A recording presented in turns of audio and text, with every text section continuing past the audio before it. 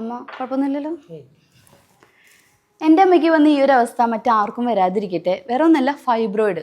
സാധാരണ സ്ത്രീകൾക്കൊക്കെ വരുന്ന ഗർഭാശയ മുഴ അത് വലുതായി അമ്മയ്ക്ക് അവസാനം യൂട്രസ് റിമൂവ് ചെയ്യേണ്ട ഒരു അവസ്ഥ വന്നു. ഈ സർജറി ഒക്കെ ചെയ്തവർക്ക് അറിയാം അതിൻ്റെ വിഷമങ്ങളും ബുദ്ധിമുട്ടുകളും എന്താണെന്നൊക്കെ. ഞാനും അത് നേരിട്ട് അനുഭവിച്ച ഒരാളാണ്. സർജറി ഒന്നും ചെയ്യാതെ ഫൈബ്രോയിഡ് പൂർണ്ണമായും സുഖപ്പെടുത്താനുള്ള ട്രീറ്റ്മെൻറ്റ് കോട്ടയ്ക്കൽ ആസ്ട്രം മിംസിൽ കുറച്ച് വർഷങ്ങളായിട്ട് വന്നിട്ടുണ്ട്. ഒരു 5000-ഓളം ട്രീറ്റ്മെൻറ്റ് അവിടെ വിജയകരമായി പൂർത്തീകരിച്ചു. പക്ഷെ ഞങ്ങൾ ഇപ്പം അടുത്താണ് അത് അറിയാൻ പറ്റിയത്.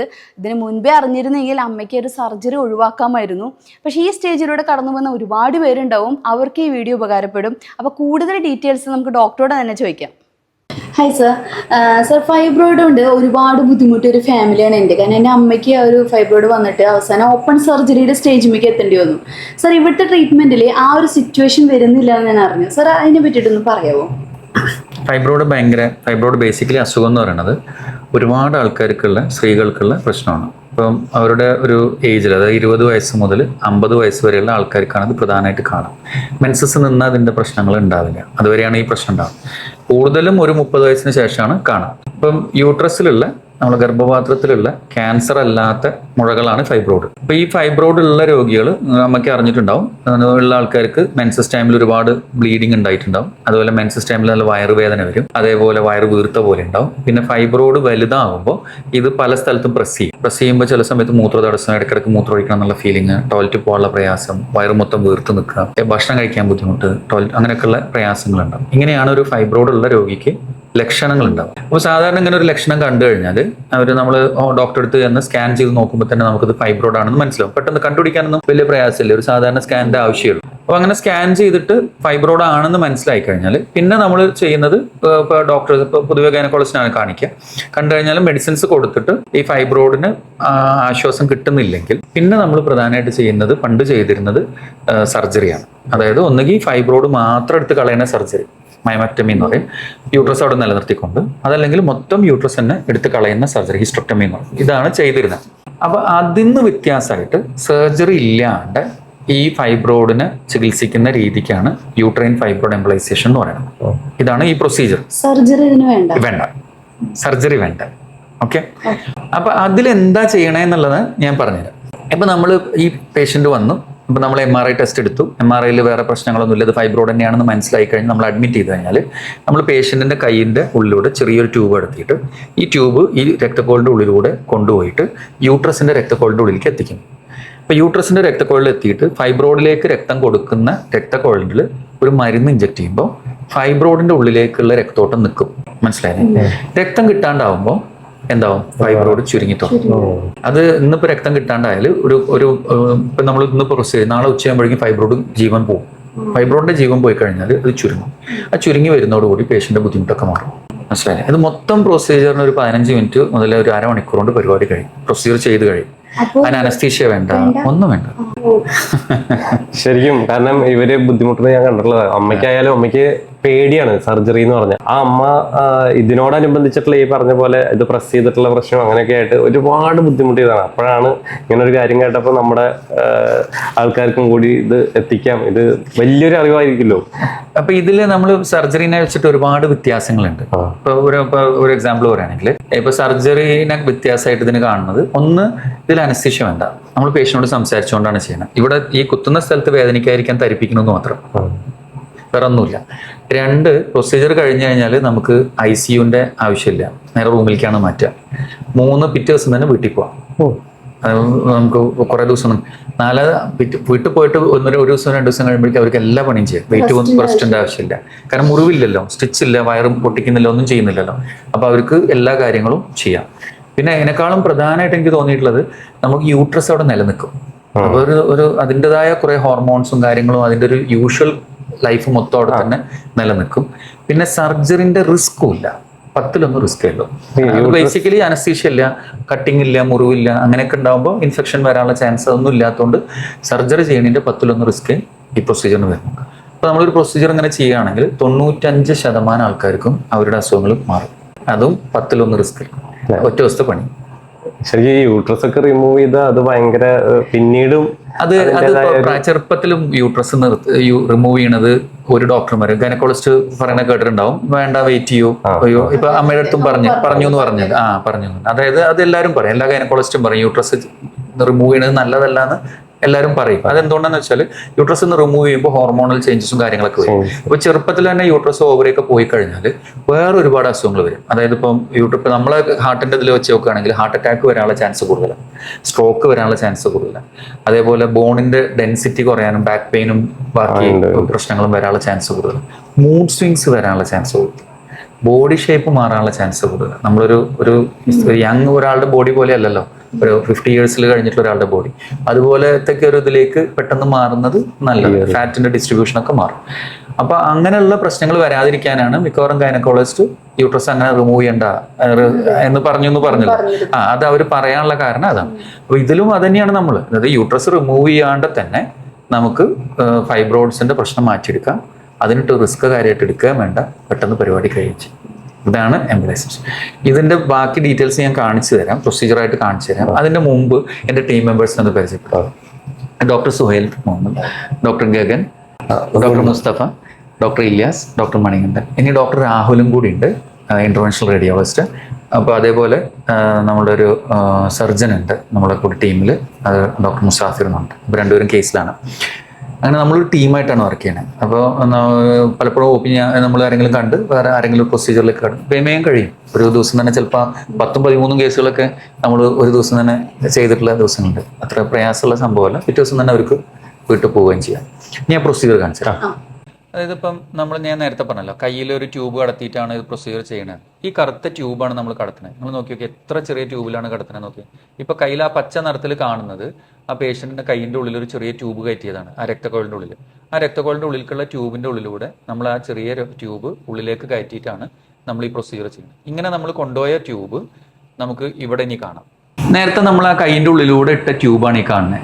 ഈ ട്യൂബ് ഇപ്പോൾ വന്ന് നിൽക്കുന്നത് യൂട്രസിന്റെ ഉള്ളിലത്തെ രക്തക്കോളിന്റെ ഉള്ളിലാണ്. ഇപ്പൊ നമ്മൾ അവിടെ ഇഞ്ചക്ഷൻ കൊടുക്കുകയാണ് ചെയ്യുന്നത്. ഒരു കറുത്ത സാധനം കാണുന്നില്ലേ, ആ ഇഞ്ചക്ഷൻ കൊടുക്കുമ്പോൾ ഇവിടത്തേക്ക് ഇങ്ങനെ ചെറിയ രക്തക്കോളുകൾ കയറി പോണാണ്ടില്ലേ. ഈ ചെറിയ രക്തക്കോളുകൾ പോണത് ഫൈബ്രോയിഡിന്റെ ഉള്ളിലേക്കാണ്. അപ്പൊ ഇവിടെയാണ് ഫൈബ്രോയിഡ് നിൽക്കണേ.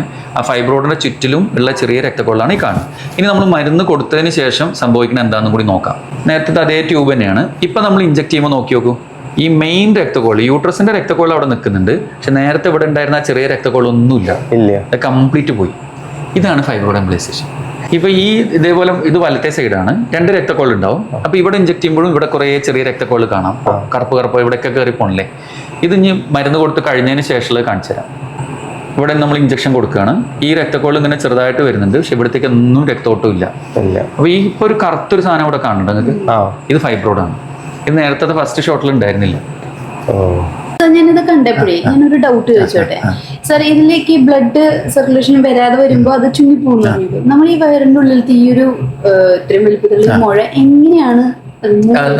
ഞാൻ പറഞ്ഞത്, അതായത് ഇപ്പം നമുക്ക് ഇതിൽ ഉണ്ടാവണത് എങ്ങനെയാ വെച്ചാൽ, ഇപ്പൊ നമ്മളെ കയ്യിലൊരു മുറിവുണ്ട് വിചാരിക്കാം. ആ മുറിവ് ഉണങ്ങി എന്നിട്ടൊരു പാടുണ്ടാവും. ആ പാടുകൊണ്ട് നമുക്ക് എന്തെങ്കിലും ബുദ്ധിമുട്ടുണ്ടോ? ഇല്ല. അതേപോലെ ഈ ഫൈബ്രോയിഡ് ഉണങ്ങിയിട്ട് ഒരു പാടായിട്ട് അവിടെ ഇരിക്കും. അപ്പൊ എപ്പൊ നമ്മൾ നോക്കുമ്പോൾ സ്കാൻ ചെയ്താലും ഈ പാട് അവിടെ ഉണ്ടാവും, അത് പോകുന്നില്ല. പക്ഷെ ഒരു പ്രയാസമില്ല. ഇപ്പൊ നമ്മളെ ശരീരം പാടില്ലാത്ത ആരെങ്കിലും ഉണ്ടാവും, എല്ലാവരും മേത്തും ഒരു പാടുണ്ടാവില്ലേ, അതേപോലെ ഉള്ളിലൊരു പാടുണ്ടാവും. പക്ഷെ അതുകൊണ്ട് അവർക്ക് ഒരു പ്രയാസവും ഉണ്ടാവും, എപ്പോഴും ഉണ്ടാവും. അപ്പൊ നമ്മളിപ്പോ ഫസ്റ്റ് ഒന്നും ഉണ്ടാവില്ല. അപ്പൊ നമ്മൾ സാധാരണ ഉണ്ടാവിച്ചാൽ നമ്മൾ MRI എടുത്തിട്ടാണ് ഇത് തുടങ്ങുക. അപ്പൊ നമ്മൾ MRI എടുത്തിട്ട് അതിന്റെ ഒരു വോളിയം നോക്കുകയാണെങ്കിൽ ഒരു 200 cc ഫൈബ്രോയിഡ് ഉണ്ടായിരുന്നു വിചാരിക്കാം. 6 മാസം കഴിഞ്ഞിട്ട് MRI എടുക്കുമ്പോൾ നമ്മൾ ഒന്നും ചെയ്തില്ലായിരുന്നെങ്കിൽ എന്തായിരിക്കും ഉണ്ടാവണ്ടേ? 200 എന്നുള്ളത് 250 300 ആവണം. ഇത് 200 എന്നുള്ളത് 150 100 ആയിട്ട് താഴ്ത്തിക്ക് വരും. അത് താഴ്ത്തിക്ക് വന്നു എന്നാണ് അതിന്റെ അർത്ഥം. എന്താ? അതിന്റെ ജീവൻ പോയി, അത് ഉണങ്ങി തുടങ്ങി. പിന്നെ ചില ആൾക്കാർ ചോദിക്കും, ഇത് ഭയങ്കരമായിട്ട് താഴുവോ കുറച്ച് താഴുവോ? അതിൽ വലിയ കഥയൊന്നുമില്ല. ഇപ്പൊ ഒരു മുറിവ് ഉണങ്ങിയിട്ട് കുറച്ച് വലിയ പാടുണ്ട്, കുറച്ച് ചെറിയ പാടുണ്ട് എന്ന് പറയണതിൽ അർത്ഥമൊന്നുമില്ല. അത് പാടായോ ഇല്ലേ എന്നുള്ളതാണ് ചോദ്യം. അതായത് ഈ ഫൈബ്രോയിഡിന്റെ ജീവൻ പോയോ ഇല്ലേ എന്നുള്ളതാണ് ചോദ്യം. ജീവൻ പോയാൽ പ്രശ്നം കഴിഞ്ഞു. സാർ, ഞാൻ ഈ ഒരു വാർത്ത ഇങ്ങനെ ഒരു ട്രീറ്റ്മെന്റിനെ പറ്റി അറിഞ്ഞിട്ട് ഇവിടെ വന്ന കാരണം കൂടുതലും ഈ ഹോസ്പിറ്റലാണ് ഈ ഒരു ട്രീറ്റ്മെന്റ് ഇന്ത്യയിൽ തന്നെ ഇവിടെയാണ് ഏറ്റവും കൂടുതൽ ഇത് ചെയ്തിട്ടുള്ളത്. നമ്മളൊരു 6-7 വർഷമായിട്ട് ചെയ്യുന്നത്. അപ്പൊ എനിക്ക് തോന്നുന്നു ഇന്ത്യയിൽ ഏറ്റവും കൂടുതൽ നമ്മളാണ് ചെയ്യണം. സാർ, ഇതില് നമുക്ക് യൂട്രസ് ഒന്നും റിമൂവ് ചെയ്യേണ്ടി വരുന്നില്ല. ഇൻ കേസ് നാളെ ഭാവിയില് ഈ ഒരു പ്രഗ്നൻസി അങ്ങനെ എന്തെങ്കിലും പ്രോബ്ലംസ്? സാധാരണ വെച്ചാല് നമ്മൾ പൊതുവെ ഇപ്പൊ ലേറ്റസ്റ്റ് 2 പഠനങ്ങൾ വന്നിട്ടുണ്ട്. നമ്മൾ മെഡിക്കൽ ലിറ്ററേച്ചറിൽ ഏറ്റവും ലേറ്റസ്റ്റ് ആയിട്ടുള്ള ഏറ്റവും വലിയൊരു ജേണൽ എന്ന് പറയുന്നത് new England journal of medicine എന്ന് പറഞ്ഞിട്ട് സംഭവം. അതിൽ 2 പഠനങ്ങൾ, അതിൽ ഒരു പഠനം 2 പഠനത്തിലും ചെയ്തിരിക്കുന്നത് വെച്ചാൽ യൂട്രസ് നിലനിർത്തിക്കൊണ്ട് ഫൈബ്രോയിഡ് മാത്രം റിമൂവ് ചെയ്യുന്ന സർജറി ഒരു സൈഡിൽ, ഫൈബ്രോയിഡ് എംബലൈസേഷൻ മറ്റേ സൈഡിൽ. ഇത് തമ്മിലാണ് പഠനം നടത്തിയിരിക്കുന്നത്. ഈ പഠനത്തിൽ ഒരെണ്ണത്തിൽ ഫൈബ്രോയിഡ് എംബലൈസേഷനിലാണ് കുട്ടികളുടെ എണ്ണം കൂടുതൽ, വേറൊരെണ്ണത്തിൽ യൂട്രസ് നിലനിർത്തിക്കൊണ്ടുള്ള ഫൈബ്രോയിഡ് മാത്രം റിമൂവ് ചെയ്യുന്ന മയമക്ടമി എന്ന് പറഞ്ഞതിലാണ് കുട്ടികളുടെ എണ്ണം കൂടുതൽ.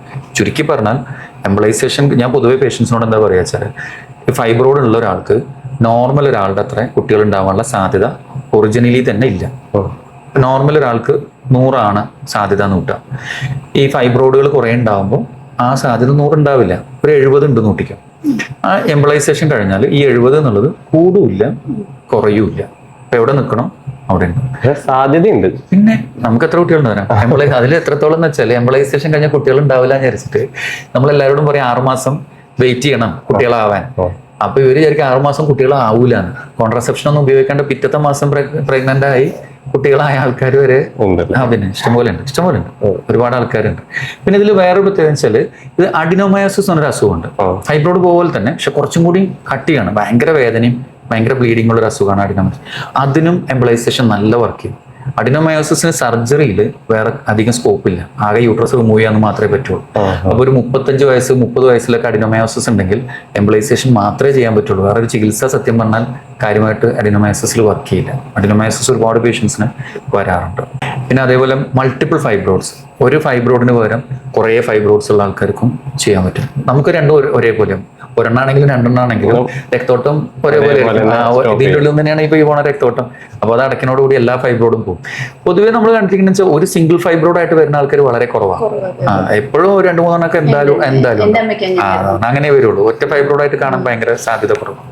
സാർ, എൻ്റെ അമ്മയ്ക്ക് വലിയൊരു ഫൈബ്രോയിഡ് ആയിരുന്നു, വലുപ്പുണ്ടായിരുന്നു. അപ്പൊ നമുക്ക് ഈ ട്രീറ്റ്മെന്റ് ആ വലുതും എങ്ങനെയാണ് ചെയ്യാൻ പറ്റും? ഇപ്പൊ എന്താ വെച്ചാല് പണ്ടൊരു പഠനം ഉണ്ടായിരുന്നു, അതിലെന്നുവെച്ചാൽ 10 സെന്റിമീറ്ററിന്റെ മേലുള്ള ഫൈബ്രോയിഡ് ബുദ്ധിമുട്ടാണ്. ഫൈബ്രോയിഡ് ഇട്ട യൂട്രസിന്റെ സൈസ് അല്ല, ഫൈബ്രോയിഡിന്റെ സൈസ് 10 സെന്റിമീറ്ററിന്റെ മേലെയാണെങ്കിൽ ബുദ്ധിമുട്ടാണെന്നൊരു ഊഹം. അതേപോലെ ചില സൈഡിലുള്ള ഫൈബ്രോയിഡ് ചില ലൊക്കേഷനിലുള്ള ഫൈബ്രോയിഡ് ചെയ്യാൻ പറ്റില്ല എന്നൊക്കെ ഉള്ളൊരു ധാരണ ഉണ്ട്. ഇപ്പോഴത്തെ ലേറ്റസ്റ്റ് പഠനങ്ങളിൽ ഏത് സ്ഥലത്തുള്ള ഫൈബ്രോയിഡ് ചെയ്താലും ഉപകാരം കിട്ടും. ഫൈബ്രോയിഡ് വലുതാണെങ്കിലും ചെറുതാണെങ്കിലും ഇത് തമ്മിൽ റിസൾട്ടിൽ വ്യത്യാസമൊന്നുമില്ല. ഇതാണ് സംഭവം. പക്ഷേ ഇതിൽ ഞാനെപ്പോഴും പേഷ്യൻസിനോട് പറയാം, ബുദ്ധിമുട്ടുണ്ടെങ്കിൽ നേരത്തെ ചെയ്യാം. ഇപ്പം ഞാൻ എന്താ പറയാൻ കാരണം വെച്ചാൽ, ഇപ്പം നേരത്തെ എക്സാമ്പിൾ ഞാൻ പറഞ്ഞില്ലേ, ഒരു മുറിവ് ഉണങ്ങിയിട്ട് അതിൻ്റെ പാട് വരിക എന്നുള്ളത്. ഇപ്പം ഇത്രയും പോകുന്നൊരു മുറിവ് ഉണങ്ങിയാൽ ഇത്രയും പോകുന്നൊരു പാട് വരും വിചാരിക്കാം. ആ പാടായിരിക്കുമോ ഇത്രയും പോകുന്നൊരു മുറിവ് ഉണങ്ങിയാൽ? അല്ല, കുറച്ച് വലുപ്പം കൂടും. എന്തിനാ അതിൻ്റെ ആവശ്യം? ചെറിയ പാട് നിർത്തണമെങ്കിൽ നേരത്തെ ചികിത്സിക്കാം. പിന്നെ ഇത്രയും ചേർന്നൊരു ഫൈബ്രോയിഡ് ചുരുങ്ങുമ്പോൾ ഉണ്ടാവണ ഒരു വയറുവേദന ഉണ്ടാവും. ആ വയറുവേദന ആവില്ലല്ലോ വലുത് ചുരുങ്ങുമ്പോൾ. അപ്പൊ എന്തിനാ കഷ്ടപ്പാട് സഹിക്കണം? പൊതുവെ ഉണ്ടാവുന്ന കാര്യമാണ് ഇത്. ചെറുതാണ്, നമുക്കത് വളർച്ച എത്തുമെന്ന് നോക്കാം. നേരം ഇതിലെന്താ പ്രശ്നം വെച്ചാല് ഇത് മെൻസസ് നിൽക്കുമ്പോഴേ നിൽക്കും. ഇപ്പൊ 41 വയസ്സിൽ ചെറിയ കുട്ടി ഫൈബ്രോയിഡ് കാണുമ്പോൾ അപ്പൊ നമ്മൾ ആലോചിക്കേണ്ടത് ഇത് 50 വയസ്സ് വരെ ഇത് വെച്ച് നിൽക്കാൻ പറ്റുമോ, അതോ ഇടയിൽ നമ്മൾ ചികിത്സിക്കേണ്ടി വരുമോ? ഇടയിൽ ചികിത്സിക്കേണ്ടി വരുന്നുണ്ടെങ്കിൽ നേരത്തെ ചികിത്സിക്കാല്ലേ. പിന്നെ ഒരുവിധം എല്ലാവരുടെയും ധാരണ യൂട്രസും കൂടി റിമൂവ് ചെയ്യണം, അതിന്റെ വേണ്ടി വരുമെന്ന് പേടിച്ചിട്ട് ഇതുമേ പോവാതെ നിൽക്കണ ഒരുപാട് പേര്. അത് ശരിക്കും പറയുകയാണെങ്കിൽ ഫൈബ്രോയിഡ് കാരണം കഷ്ടപ്പെടുന്ന സ്ത്രീകളുടെ എണ്ണം ഇഷ്ടം പോലെ. ഇതിലെന്താ ശരിക്കും സംഭവിക്കുന്നത് വെച്ചാൽ, ഇവർക്ക് ബ്ലീഡ് ചെയ്ത് വയറുവേദനയായിട്ട് വരുന്നു. ആദ്യത്തെ മാസം 2ാമത്തെ മാസം 3ാമത്തെ മാസമൊക്കെ ഹസ്ബൻഡിനോട് പറയാം, വീട്ടുകാരോട് പറയാം, ഒരു കൊല്ലം പറയാം, അപ്പോഴൊക്കെ ഒരു സപ്പോർട്ട് ചെയ്യും. 2ാമത്തെ കൊല്ലെത്തുമ്പോഴത്തേന് ഇവർ പറയാതാവും. കാരണം ഇത് എന്നും തന്നെയല്ലേ. അപ്പോൾ ഓട്ടോമാറ്റിക്കലി ഇവർക്ക് സപ്പോർട്ടില്ല. ഇനിയിപ്പോൾ വീട്ടിൽ ഹസ്ബൻഡിന് ഒരു അസുഖം വന്നു, അല്ലെങ്കിൽ കുട്ടികൾക്കൊരു അസുഖം വന്നു, നോക്കാൻ ഈ ലേഡി ഉണ്ട്. ഇവർക്കൊരു അസുഖം വന്നു, ഇവർ സർജറി ചെയ്ത് കിടന്നാൽ വീട് മൊത്തം താളം തെറ്റും. ഈ ഒരു പേടി കൊണ്ട് ഇവരിട്ട് സർജറി ചെയ്യേയില്ല.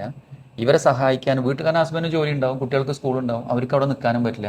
അപ്പോൾ അവരെ ജോലിക്ക് പോകുന്നുള്ളതുകൊണ്ട് അവരെ വീടിന്റെ താളം തെറ്റുമല്ലോ. അപ്പോൾ ഈ സർജറി നടക്കില്ല. അപ്പോൾ അവസാനം എന്തായി? എന്തുകൊണ്ടാണ് ഇവർ ഇത്രയും ദിവസം കൊണ്ടുനടക്കാത്ത വെച്ചാൽ സർജറി ചെയ്താൽ മിനിമം ഒരു മാസത്തെ റെസ്റ്റ് വേണം. ആ ഒരു മാസം ഇവരെ സഹായിക്കാൻ ആളില്ല. അപ്പോൾ എന്തായി? എന്നാൽ പിന്നെ അസുഖമായിട്ട് സഹിക്കുക. അങ്ങനെ സഹിച്ച് പോണ ഇഷ്ടം പോലെ ലേഡീസ് ഉണ്ട്. അപ്പോൾ അവർക്കാണ് ഇത് സുഖം. കാരണം വെച്ചാൽ 2 ദിവസം കൊണ്ട് പരിപാടി കഴിഞ്ഞു, ഒരു വീക്കെൻഡ് കിട്ടിയാൽ മതി, പണി തീർന്നു. അല്ലെങ്കിൽ വെക്കേഷൻ. ഇപ്പൊ നമുക്ക് ഈ ഡിസംബർ വെക്കേഷനിൽ എത്ര ബുക്കിംഗ് ആവുന്നിരിക്കണം അറിയാം. കാരണം വെച്ചാൽ ആ വെക്കേഷൻ്റെ ഉള്ളിൽ പരിപാടി തീർന്ന് വെക്കേഷൻ കഴിയുമ്പോഴേക്കും കുട്ടികളെ സ്കൂളൊക്കെ തുടങ്ങുമ്പോഴേക്കും അവരുടെ പ്രശ്നം തീർന്നു. ഡോക്ടർ, ഇത്രയും വലിയൊരു പ്രോസസ്സ് എങ്ങനെ ഇത്രയും ചുരുങ്ങിയ സമയം, അത് 20 മിനിറ്റ് കൊണ്ടൊക്കെ എങ്ങനെ അത് ചെയ്തു തീർന്നേ? അതിനനുസരിച്ചേ നമ്മൾ ആദ്യം ഈ പ്രൊസീജിയർ 7 കൊല്ലം മുമ്പ് ചെയ്തു തുടങ്ങിയപ്പോൾ ആദ്യത്തെ പ്രൊസീജിയറിനൊക്കെ 2.5 മണിക്കൂർ സമയം എടുത്തിരുന്നു. അത് നമ്മൾ കാലിലൂടെയാണ് ചെയ്യുന്നത്. കാലിലൂടെ ചെയ്യുമ്പോൾ നമ്മളിങ്ങനെ കയറി തിരിച്ച് ഇറങ്ങി വരണം. അത് വളരെ വലിയ ബെൻഡ് വരും. ഇത് മനസ്സിലാക്കിയിട്ട് നമ്മൾ കയ്യിലൂടെ ചെയ്യാൻ തുടങ്ങി. പിന്നെ നമ്മൾ ഇതിൽ ഒരുപാട് ടെക്നിക്ക് മാറ്റി. ഇപ്പോൾ തുടക്കത്തിൽ കൊടുക്കുന്ന മെഡിസിൻസോ ഉപയോഗിക്കുന്ന കാര്യങ്ങളോ അല്ല. ഏകദേശം 5000 കേസായി നമ്മൾ ചെയ്തിട്ട്. അപ്പോൾ 5000 കേസ് അപ്പോൾ നമ്മൾ ഓരോ കേസിലും ഇമ്പ്രൂവ് ചെയ്ത് ഇപ്പൊ നമ്മൾ എത്തി നിൽക്കുന്ന ഒരു സ്റ്റെപ്പ് ഉണ്ട്, 1 2 3 ഉണ്ട്. അത് 100ാമത്തെ സ്റ്റെപ്പിലെത്തി. അപ്പൊ അത്രയും നമ്മൾ അതിൽ ഇംപ്രൂവൈസ് ചെയ്തുകൊണ്ടാണ് നമുക്ക് ഈ 20 മിനിറ്റ് കൊണ്ട് ചെയ്യാൻ പറ്റുന്നത്. പിന്നെ ഞാൻ പറഞ്ഞല്ലോ, നമ്മുടെ ടീം മെമ്പേഴ്സ് എല്ലാവരും അതിന് വെൽ എക്യുപ്ഡ് ആണ്. അവർക്ക് സ്ഥിരം ചെയ്തിട്ട് ഒരു ശീലമാണ്. അതുകൊണ്ടാണ്. Thank you sir, thank you so much. ഇതുപോലത്തെ ഒരു ഇൻഫർമേഷൻ നിങ്ങൾക്ക് ആർക്കും ചിലപ്പോൾ അറിഞ്ഞോളന്നില്ല. എനിക്കിത് അറിയണ്ടായിരുന്നില്ല. അതുകൊണ്ട് ഈ ഫൈബ്രോയിഡ് എന്ന് പറഞ്ഞൊരു സംഭവം കൂടി ഞാൻ ഒരുപാട് ബുദ്ധിമുട്ടിയുണ്ട്. അപ്പോൾ ഇത് അറിയാത്തവർക്ക്, ഇതുപോലുള്ള ബുദ്ധിമുട്ടുകൾ അനുഭവിക്കുന്നവർക്ക് ഈ വീഡിയോ ഒന്ന് ഷെയർ ചെയ്ത് കൊടുക്കണം.